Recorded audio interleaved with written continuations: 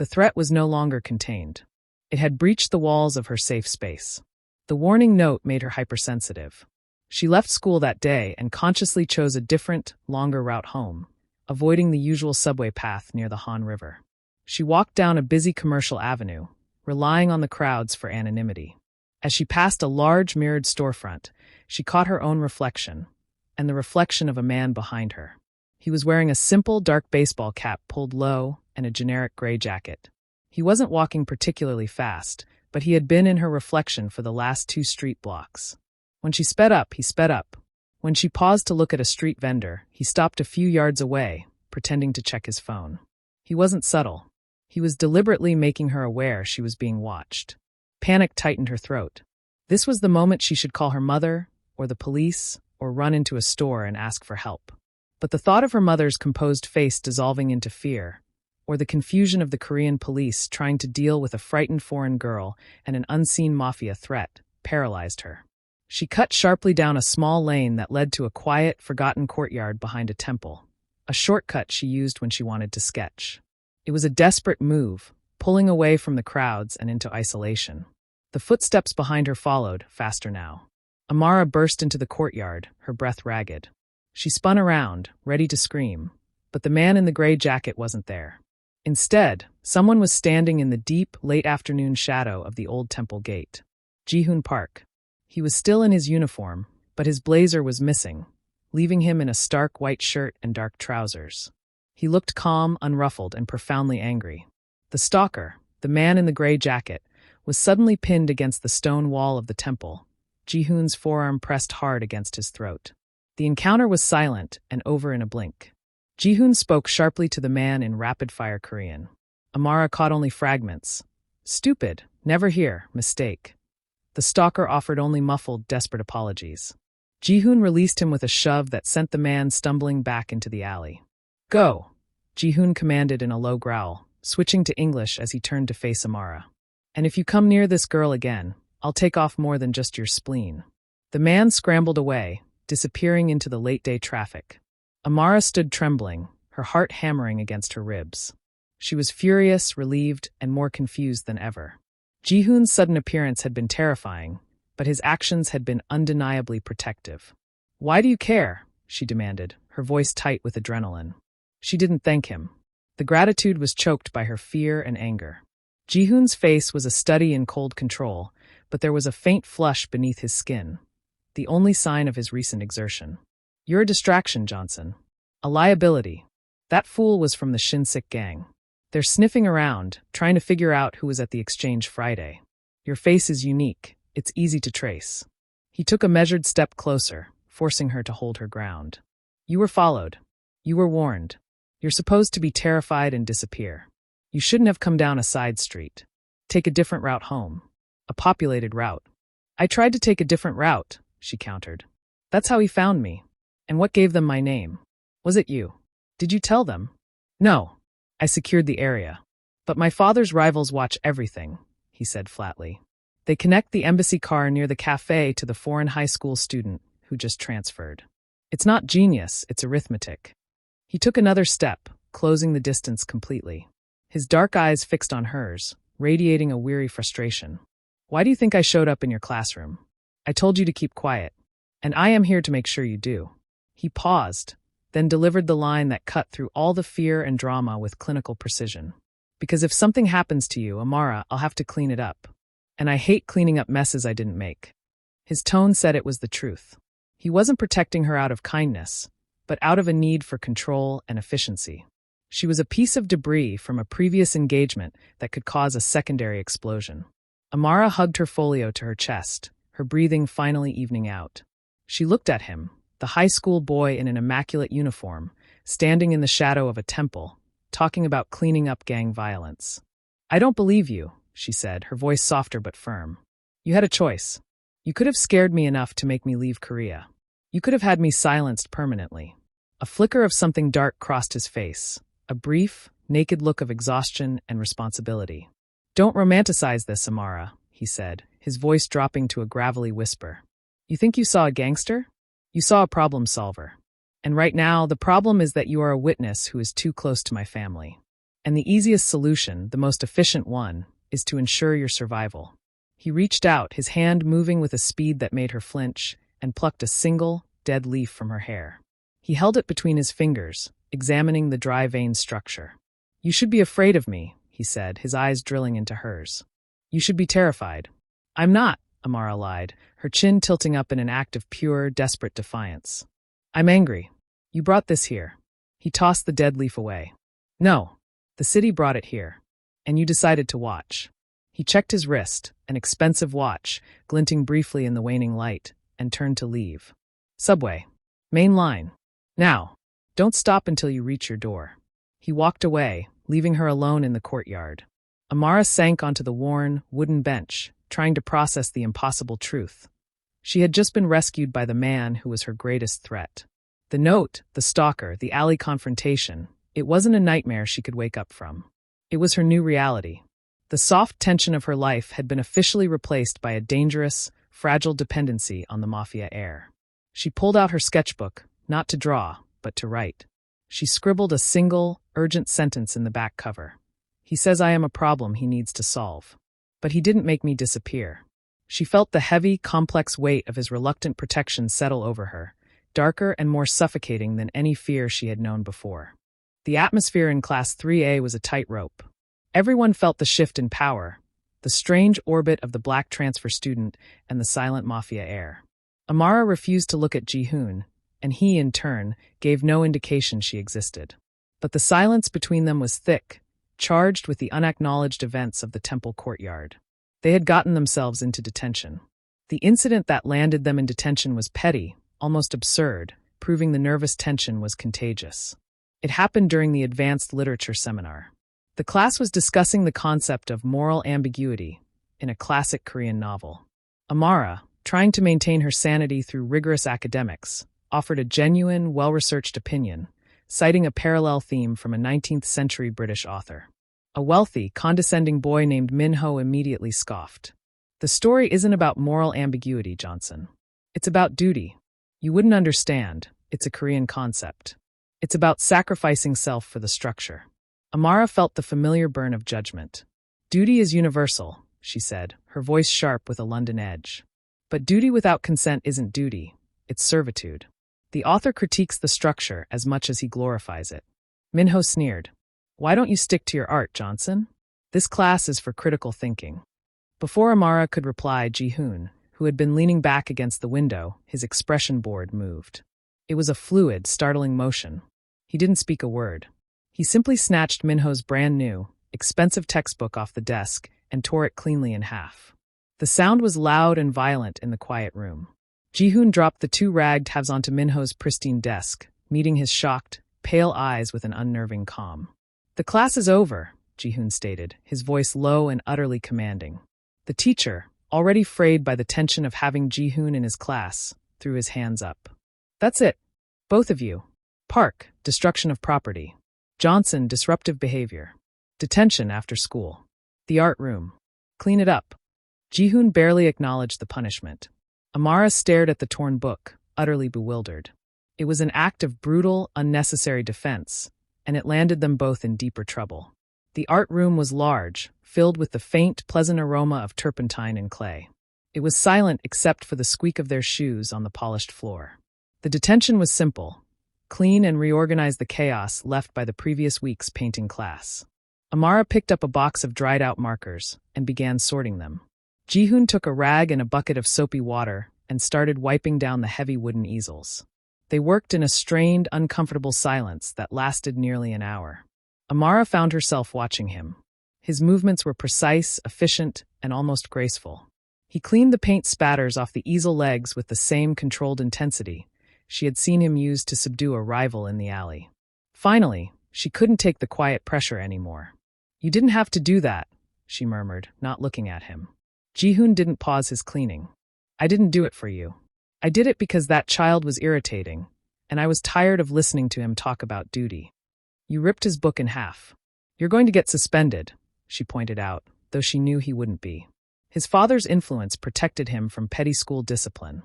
He finally stopped and turned, leaning back against the easel he had just cleaned. "No, I won't.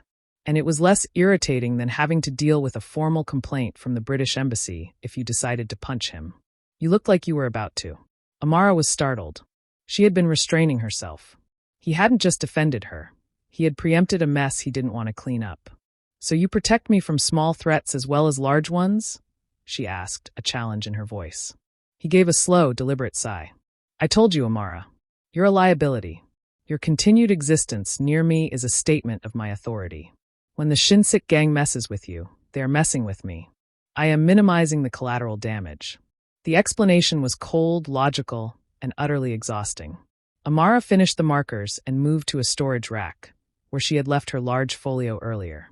She opened it, shuffling through her sketches to find a specific composition. As she did, the open folio tilted. A few of the loose charcoal sketches slid out and fluttered to the floor near Ji-hoon's feet. He didn't hesitate.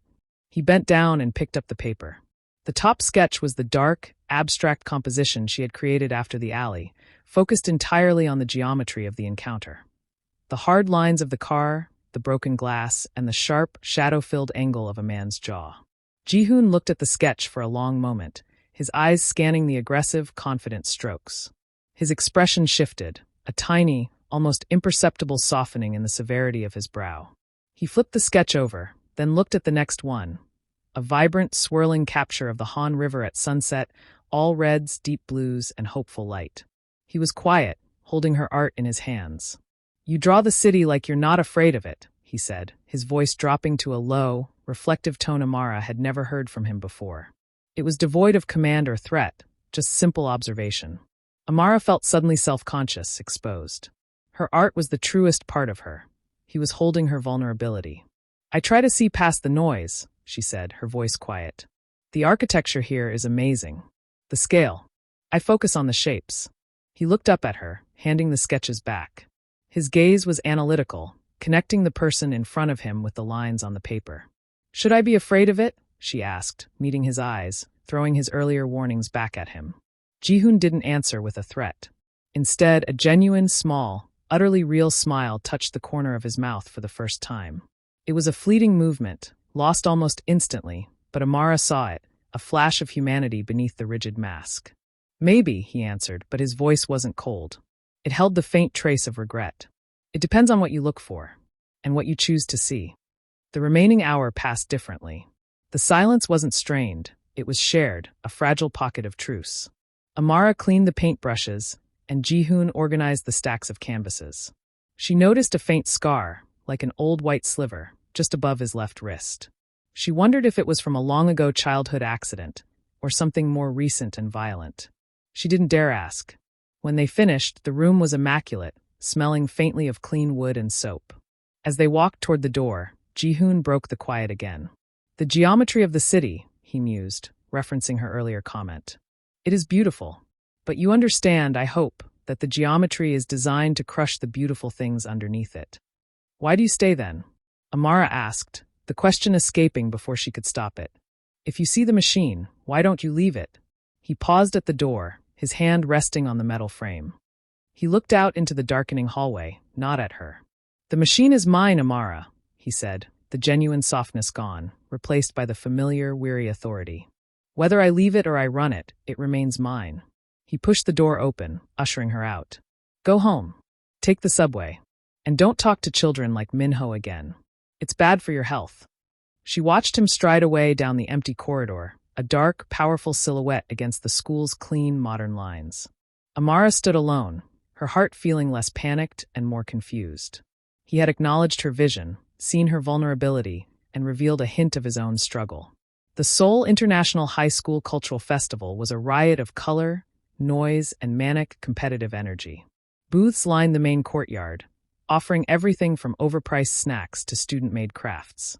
For a few hours, the school was pretending to be a normal, bustling community.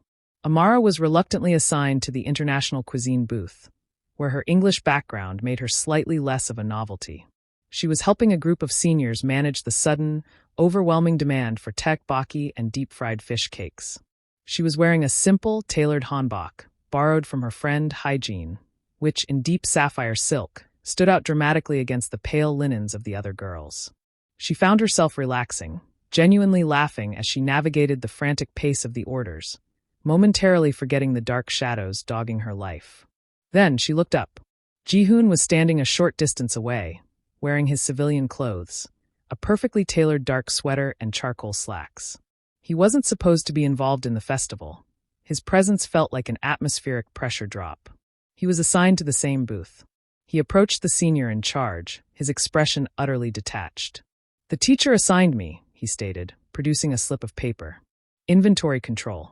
The senior, pale and flustered by the presence of the heir, simply nodded and backed away. Ji-hoon moved behind the counter, near Amara. He started calmly counting trays of food, acting the part of the most intimidating inventory clerk in the history of high school. "This is ridiculous," Amara muttered to him in English, keeping her smile fixed for the customers. "It's efficient," he countered, his eyes scanning the crowd, not the inventory. "It's the most crowded spot. Best place to minimize risk." "You mean best place to keep me within arm's reach," she shot back. "Precisely. You've been quiet lately. I prefer you where I can see you." For a little while, their existence felt almost normal. They worked side by side, Amara taking money and serving food, her hands flying, her accent softening the interactions. Ji-hoon managing the supplies, his presence keeping the line surprisingly orderly. He even caught a tray of steaming skewers that slipped from her grasp, his reflexes impossibly fast. Amara caught herself studying the subtle curves of his hands. The same hands that had been stained with blood a week ago, now expertly organizing plastic serving plates. The normal facade broke just after 4 p.m. A small, unmarked white delivery van pulled up abruptly near the edge of the courtyard, right next to the international booth. 2 men in cheap, ill-fitting dark uniforms jumped out. They carried large, square insulated boxes. One of the men approached the booth, his eyes darting quickly, scanning the student faces. "Delivery," he announced in flat, overly loud Korean, holding up a small receipt. "We have extra supplies for the food stalls." The senior in charge, flustered, stepped forward. "We didn't order anything extra." The man insisted, pushing the boxes toward the counter. His partner stood a few feet away, conspicuously not looking at the food. He was looking at Amara. His eyes lingered on her sapphire hanbok and her distinctly foreign features. The air around Ji-hoon instantly thickened. He stopped moving completely. His hand, which had been resting on the counter, clenched into a tight, hard fist. Ji-hoon didn't look at the men. He looked straight at Amara, his gaze radiating a command that transcended volume. "Get away from the counter. Now!" Amara felt the immediate spike of fear, recognizing the familiar, terrifying shift in his posture, the readiness for violence. Before she could move, Ji-hoon grabbed her wrist, his grip iron hard, and pulled her forcibly away from the counter and toward the small storage tent behind the booth. "What are you doing?" Amara hissed, stumbling as he dragged her behind a stack of empty crates. He shoved her against the canvas wall of the tent. He was breathing heavily, his eyes blazing with a suppressed fury. He pulled a second, small burner phone from his trousers, a piece of equipment clearly not standard for high schoolers. He spoke rapidly into the phone in Korean, his voice sharp and low. "They're at the south entrance, posing as a delivery. 2 men. Black van. Clear them out. Now!" He hung up without waiting for a reply and pushed the phone back into his pocket. The man from the delivery van was now shouting, his voice echoing across the courtyard. He was demanding to see the student in charge. He was looking directly at the spot where Amara had been standing. Ji-hoon stepped out from behind the crates, blocking Amara completely. He approached the man with a slow, deliberate pace that screamed danger. The moment Ji-hoon's face became fully visible, the delivery man's bravado evaporated. His jaw dropped. "Park Ji-hoon," the man stammered, recognizing the heir instantly. Ji-hoon didn't use his name. He only used his title. "You're trespassing on park territory." Ji-hoon's voice was lethal, smooth as silk over steel. "You're here for an unauthorized pickup. The goods you're looking for are not for trade. Leave." The second man, who had been lingering, stepped forward nervously. "We were just told to find the foreign girl who..." He was cut off by the sudden, harsh sound of sirens wailing in the distance, closer than any school security. The noise was a perfect, jarring distraction. The delivery men exchanged a frantic look. They knew those sirens were Ji-hoon's signal. They dropped the boxes and ran back to the van, scrambling into the driver's seat. The white van peeled out of the lot, disappearing as fast as it had arrived. Amara slowly emerged from behind the crates, her knees shaking, her hanbok feeling like a costume she'd almost died in. The rest of the festival goers were simply bewildered by the sudden departure of the delivery van and the distant sound of the sirens. No one had seen the tension, only the disruption. Ji-hoon was still standing, his shoulders rigid, his jaw tight. Amara looked from the spot where the men had been standing to Ji-hoon's tense profile. "They weren't here for the food stalls, were they?" she asked, her voice quiet but steady. Ji-hoon turned to her, the dark intensity still in his eyes. He didn't lie. "No," he said softly, almost a whisper. "They were here for you." "Why? Why didn't they just grab me?" "Because they wanted to make a statement to my family. They wanted to take something that I was publicly protecting. Your face is now currency in a war you didn't start." He looked completely drained. The easy authority was gone, replaced by a genuine, weary responsibility. The sight of this raw stress, the sudden glimpse of the weight he truly carried, made Amara's breath catch. "What happens now?" she asked. Ji-hoon's hand reached out, not to grab her, but to gently push a stray strand of hair back from her face. The touch was tentative, protective, and devastatingly intimate.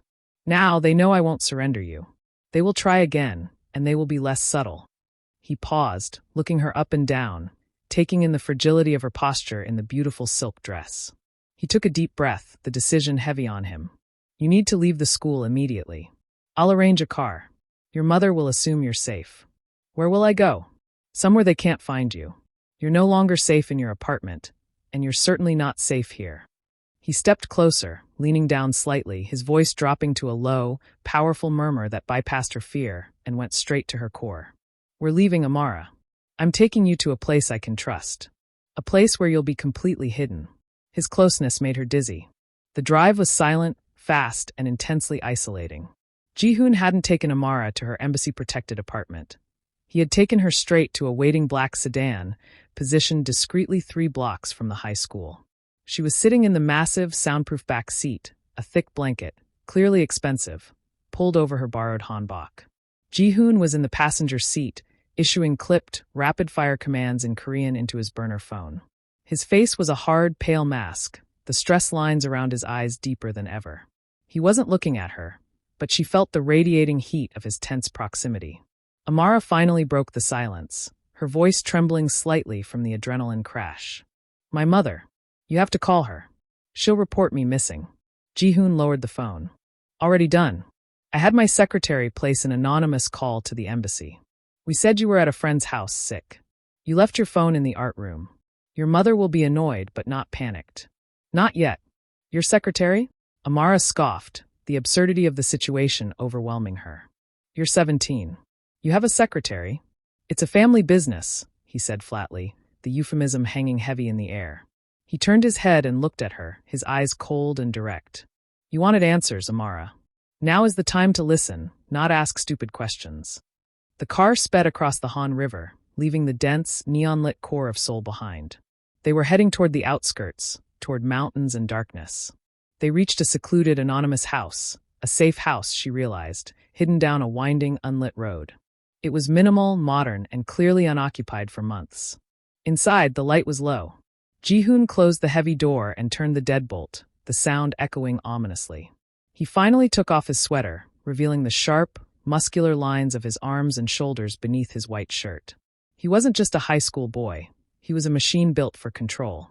He walked into the small, sterile kitchen and poured 2 glasses of water, placing one on a counter and pushing it toward her.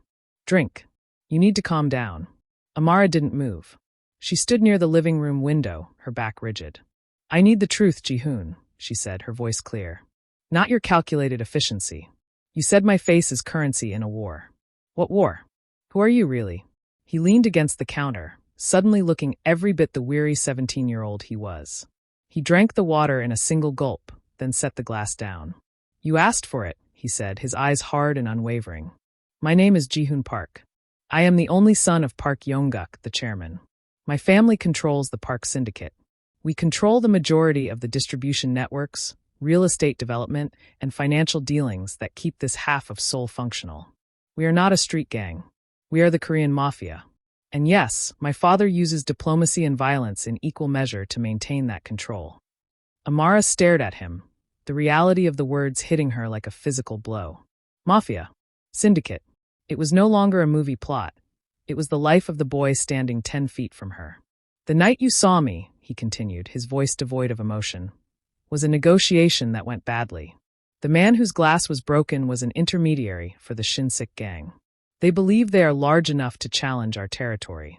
They know that my father's only weakness is me, the heir, and that I am the critical link to the next generation of power." He clenched his fist, the muscles in his forearm tightening. "They are trying to use you, the foreign witness whose existence I covered up, as leverage. If they kill you, they shame me, they expose the incident, and they weaken my authority. If they take you, they hold a high-value bargaining chip." Amara absorbed the confession, her initial fear giving way to a white-hot wave of righteous fury. She finally understood the full, terrifying scope of his threat. "And you just let this happen?" she demanded, stepping toward him. "You lied to me. You didn't tell me I was a bargaining chip. You just played this game of cat and mouse at school, pretending you were cleaning up a mess.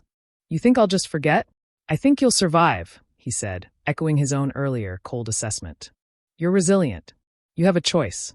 You can disappear, go home to London, and never look back. Or you can sit tight here until I can neutralize the threat and secure your passage. I'm not a parcel, Ji-hoon. I'm a person.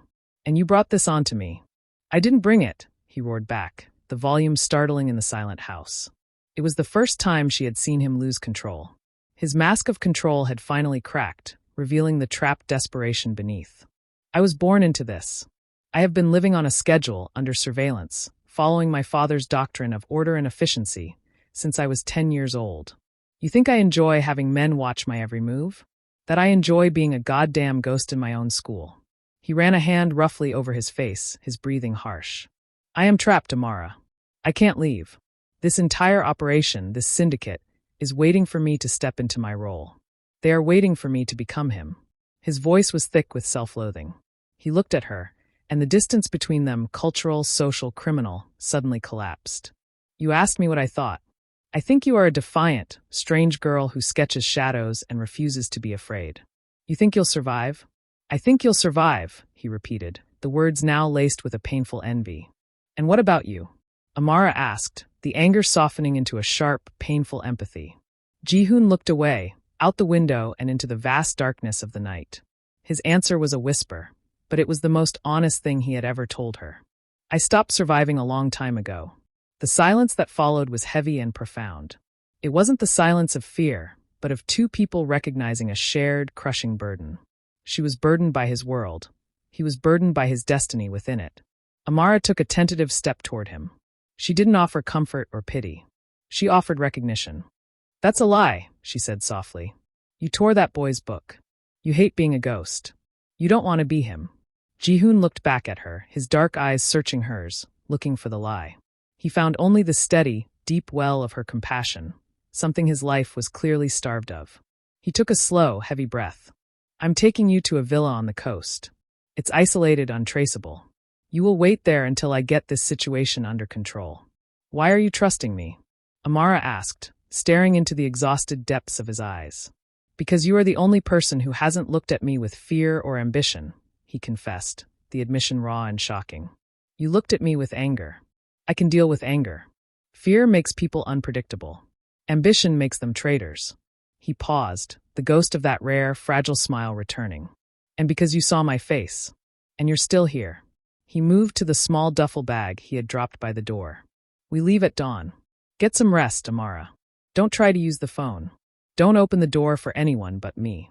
The villa was minimalist, brutalist architecture softened by the stunning view.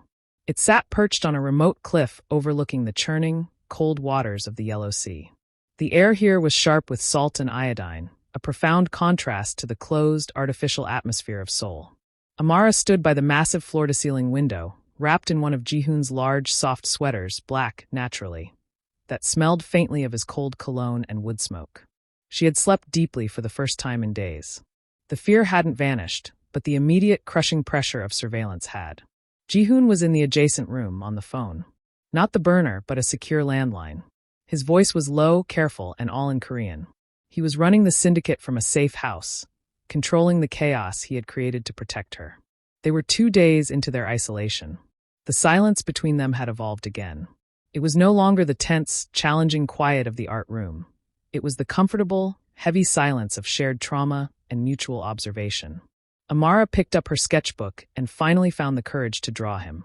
Not the heir, not the mobster, but the boy, the one watching the sea, the one whose shoulders held the weight of an empire. She sketched the sharp lines of his profile, the heavy shadow under his eyes, the absolute stillness of his body. When he finally hung up, he found her in the living room. "The Shinsik gang is neutralized for now," he announced, his voice tired. "They overplayed their hand at the festival. My father is irritated, but it gave me enough time to cut the threads connecting you to me in the city." "You mean you lied to your father?" Amara said quietly, looking up from her pad. Ji-hoon gave a short, cynical laugh. "My father doesn't ask for details, Amara. He asks for results. The result is that the problem is contained, and the other side is on the defensive. He doesn't know where the containment is." Later that afternoon, they ended up in the house's small, neglected library. Amara was searching for a book on Korean poetry. Ji-hoon was looking for old financial reports his late mother had left behind. They talked, finally, without the shield of immediate danger. Amara asked about his mother. Ji-hoon's eyes softened completely, the hard edges around them dissolving. "She was an artist, too," he said, pulling a dusty volume from a shelf. "She drew the sea mostly. My father tolerated her talent. He didn't understand it. Did she teach you?" "No. She left when I was young. She couldn't stand the geometry of his world. She ran and he let her. But she left me this house. And her books." Amara realized that the villa was his only real inheritance. Not the business, but this remote, beautiful escape. He looked at her, truly seeing her London defiance against the backdrop of the rugged Korean coast. "My mother is a diplomat," Amara explained. "She's good at blending in, at speaking the language of the room. I'm not. I'm loud. I'm dark. I'm a disruption just by existing. I sketch because it's the only way I can process the feeling of being unseen and overseen at the same time." Ji-hoon leaned against the bookshelf, his eyes dark with understanding. "I know that feeling," he confessed. "The feeling of being watched, analyzed, and categorized, but never truly seen." That evening, the storm moved in. Rain hammered against the glass, and the sea below roared, a violent, powerful sound that somehow felt more honest than the quiet tension of soul. They ended up on the enclosed porch, wrapped in blankets, watching the lightning split the horizon. Amara felt a profound sense of safety next to the most dangerous person she had ever met. "If you could leave," Amara asked into the noise of the rain, "where would you go?" Ji-hoon didn't hesitate. "New York. Not for the finance, but for the anonymity. I want to be a ghost in a city that's too big to care. I want to be someone who just manages his own life, not an empire built on fear." "And you think you can?" He looked at the sea, his expression shadowed. "No. I made a promise to my father. He gave me this. I owe him. It's the duty Minho was talking about, the servitude. But when I'm here, I can almost believe it's possible." He turned to Amara, his voice softer than the fabric of the sweater she was wearing. "What about you? What do you want to draw that you can't draw now?" "I want to draw you," she admitted, the confession slipping out. "The real you. The one who cleans paint off an easel and remembers his mother's art. Not the one who rips books." The air thickened again, charged with recognition. She had seen him nakedly, and she hadn't flinched. Amara shivered, not from the cold, but from the realization of their profound, misplaced closeness. She tentatively leaned her head against his shoulder. Ji-hoon went instantly rigid. Every muscle in his body tensed, radiating years of training to never show weakness, never accept comfort, never invite intimacy. Amara waited, perfectly still. She knew if he flinched away, the fragile connection would shatter. She didn't want him to be the Mafia Heir. She wanted him to be the boy whose mother ran away. Slowly, carefully, agonizingly, Ji-hoon relaxed. His head shifted, resting lightly against the top of hers. His arm, which had been resting on the railing, moved slowly, tentatively, until his hand settled over hers on the blanket. His fingers didn't move, but the sheer weight of his presence, the acknowledgement of her touch, was a seismic emotional event. In the sound of the raging storm and the blackness of the sea, they sat in perfect shared silence. His voice was a low rumble against her hair. "You shouldn't look at me like that, Amara," he whispered, the soft tone betraying a genuine, terrified vulnerability. "Like what?" she whispered back, closing her eyes. He paused, the confession painful and deeply felt. "Like I'm worth saving." Amara didn't answer with words. She simply pressed her head a little closer, holding the terrifying knowledge that in this safe house, away from the world, they were building a love that was profoundly defiant, a quiet, vulnerable sanctuary in the midst of a violent war. The storm raged outside, mirroring the beautiful, destructive intensity of the feeling that had finally taken root between them. The stay at the villa was never meant to be permanent. After 3 days of silence and shared space, Ji-hoon declared it was time to move. "My father is asking too many questions about the expenditure on the safe house," he explained, loading a small duffel bag into the car's trunk. "We have to return to Seoul. But we won't go to your apartment or the school. I've arranged a temporary, secured apartment closer to the central district." The change in his demeanor was immediate. The soft edges he'd allowed himself at the sea vanished, replaced by the rigid, alert tension of the air back on his territory. Amara, now wearing her own clothing, dark jeans, a London sweatshirt, felt the renewed spike of anxiety. She was leaving the sanctuary for the battlefield. "Is it safe?" she asked, strapping herself into the back seat. "It's safe enough," he answered, without looking back. "I've mobilized enough resources that the Shinsik gang should believe the problem has been solved quietly. We just need to slip back in under the radar." He was driving himself, something he rarely did, preferring to keep the situation tightly controlled. The car was a black, heavily armored SUV, not flashy but imposing and fast.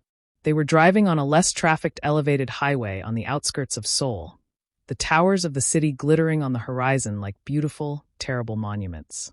The attack came with frightening speed and precision. Amara was looking out the side window when the road ahead filled with a flash of light and the ear-splitting screech of metal. A large, unmarked truck, which had been driving normally in the lane ahead, suddenly jackknifed, slamming sideways across all 3 lanes of the highway. The ambush was instant and total. Ji-hoon slammed on the brakes, the SUV shuddering violently, stopping just short of impact. The force of the stop threw Amara forward against the seatbelt. Before the dust settled, 2 motorcycles appeared, speeding up the shoulder lane, cutting off any escape. The riders, dark helmets, dark jackets, produced heavy metal objects. "Stay down," Ji-hoon roared in English, his voice a tight coil of fury and command. He didn't wait. He threw the car into reverse, the tires smoking as he tried to maneuver the armored vehicle past the blocked lanes. The motorcycles were faster. One driver approached Amara's side, raising the metal pipe. Crash! The pipe struck the heavy, reinforced window with a deafening sound, leaving a spiderweb of cracks but failing to penetrate the glass. Ji-hoon cursed, a sharp, untranslatable word in Korean. They knew the route. Someone fed them the movement. He didn't try to outrun them anymore. He threw the car into the emergency lane, veering sharply around the truck, deliberately smashing a smaller, older sedan that was in his way. He wasn't concerned with collateral damage. He was concerned with one outcome: survival. The motorcyclists pursued, now firing what sounded like pellet guns, not lethal, but designed to blind and disable. Ji-hoon threw his arm out, shielding Amara's head with his body, twisting violently in the seat. A loud clatter struck the driver's side window. Ji-hoon pressed the accelerator to the floor, weaving through the chaos. He hit a patch of debris, and the car lurched again. Finally, they shot past the roadblock, the armored car proving its worth. Ji-hoon didn't slow down until the silhouettes of the pursuing bikes were distant dots in the rearview mirror. Ji-hoon drove for another 5 minutes in a tense, rigid silence before taking a sudden exit and pulling into a dark, empty warehouse complex. He killed the engine.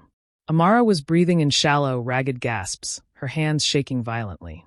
"Are you hurt?" she managed, her voice barely a squeak. Ji-hoon didn't answer right away. He was gripping the steering wheel, his knuckles white. "I'm fine," he said, his voice clipped and strained. "Just adrenaline." But then Amara noticed the small, dark stain spreading quickly across the white fabric of his sleeve, near his left bicep. "No, you're not," she whispered, reaching out to touch his arm. Ji-hoon flinched away, a raw, sharp movement. "It's nothing." They hit the window, the glass fragments are everywhere. But as he moved, the wound opened a bit more. He had a deep, ragged cut on his upper arm, bleeding freely. When he shielded her, the attack on the driver's side window must have sent glass fragments flying into his skin. "Let me see," Amara insisted, her focus snapping from fear to immediate clinical necessity. Her mother had trained her to be resourceful. She was used to minor medical emergencies in remote diplomatic posts. She fumbled in her backpack for her first aid kit, a small, familiar pouch, and pulled out disinfectant wipes and a gauze bandage. Ji-hoon finally surrendered, slumping back against the seat, his jaw tight. Hurry. We can't stay here. Amara reached across the central console, her body close to his. She carefully ripped his sleeve, exposing the wound. It was deep, but thankfully not arterial. She poured the antiseptic over the gash. Ji-hoon didn't make a sound, but his hand gripped the steering wheel so hard the leather groaned. It's not bad, she murmured, her voice soothing, professional. But it needs pressure. Hold still. She worked quickly, cleaning the cut and then pressing the thick gauze firmly against his arm, taping it down with medical precision. Her hands were gentle, sure, and utterly focused on him. Ji-hoon watched her face, his eyes dark and intense. He wasn't watching the injury. He was watching the care, the vulnerability she offered in the quiet after the violence. The extreme closeness, the adrenaline, and the shared brush with death turned the air in the car thick and heavy. You shouldn't look at me like that, he whispered, the words echoing their exchange at the villa. But the context was agonizingly real this time. Amara finished securing the bandage, her fingers lingering on the warmth of his skin. Like what? His gaze was searing, vulnerable. He reached up, his bloody hand gently touching the curve of her cheek, a gesture so raw and unexpected it stole her breath. Like I'm worth saving. You saved me, Amara countered, her voice catching in her throat. You took the cut. You threw yourself in the line of fire. You don't get to tell me what you're worth, Ji-hoon. He closed his eyes briefly, inhaling sharply. He leaned his forehead against hers, the movement slow and desperate, their faces inches apart, separated only by the clean scent of antiseptic and the raw need that radiated from him. You're a terrible complication, Amara Johnson, he murmured, the words sounding less like a threat and more like a confession of total defeat.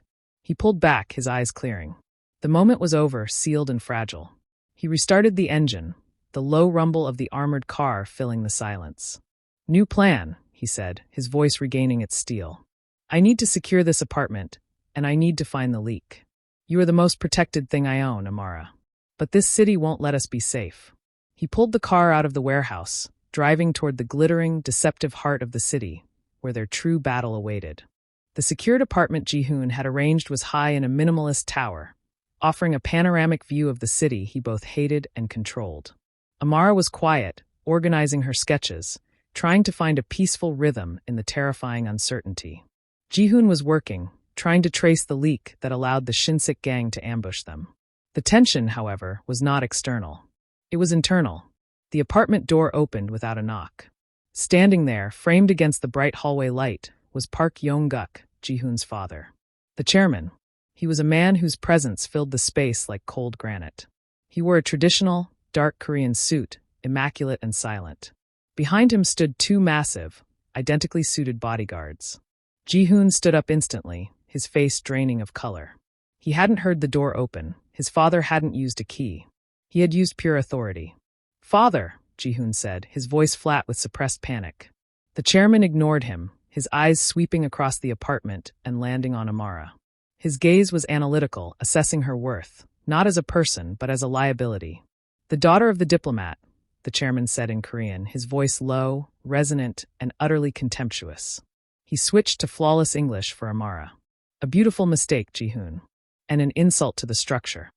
She's irrelevant, Ji-hoon asserted, stepping quickly in front of Amara, deliberately putting himself between her and his father's power.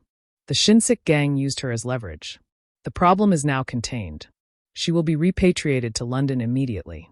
The chairman tilted his head, a gesture of cold amusement. Repatriated? After you spent resources, my resources, to hide her? After you risked the stability of my operation to shield her from the consequences of your failure? He walked slowly, deliberately, toward the window. The chairman didn't look at Ji-hoon. He spoke to the city outside. The Shinsik gang knows she is the one who saw you. They know she is your weakness. The ambush on the highway was proof. They see my son protecting a foreign girl instead of protecting his legacy. He turned, fixing Ji-hoon with a look of ultimate, crushing disappointment. This ends now. You have 2 hours. You will call the Shinsik boss and arrange a meeting to secure the new trade routes. You will reaffirm your loyalty to the park name. You will return to the family business, fully, publicly, and without reserve. Ji-hoon was breathing hard, his hands clenched into fists. And Amara? The chairman finally looked at Amara, and his face was devoid of mercy. She disappears. Today, you will watch her board a plane out of Korea, and you will forget her. If she stays, she will be found, and she will be removed. Permanently. You choose Ji-hoon. The girl or the empire. The ultimatum was brutal, immediate, and simple. Amara felt a surge of cold terror, realizing that the chairman didn't just want her gone. He wanted Ji-hoon to be the one to choose her fate, forcing him to sacrifice the only soft thing in his life for his duty.